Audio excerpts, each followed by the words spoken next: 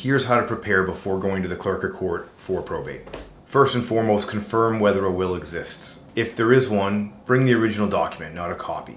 Don't write on it, don't remove any staples or change it in any way. Next, make sure you have a certified copy of the death certificate because the clerk cannot and won't issue authority without that.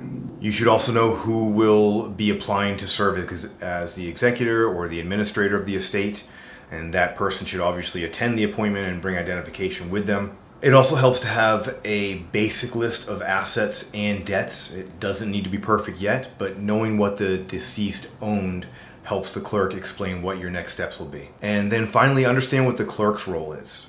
They are there to oversee the process, but they're not there to give legal advice or settle any family disputes. So preparing ahead of time saves delays, it certainly reduces stress.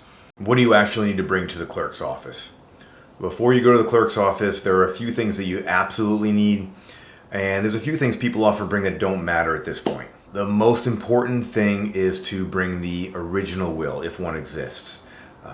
Don't bring a copy of it. You'll also need a certified copy of the death certificate because the clerk can't issue authority without that. The person applying to serve as executor or administrator of the estate should be there in person. They'll need valid identification, and they'll also take an oath. What surprises many families is this: you don't need every asset perfectly organized on paper on day one. The clerk is not expecting a perfected final list. They're just looking for enough clarity to have an honest starting point. Especially in the beginning, knowing what actually matters will often save you time and stress.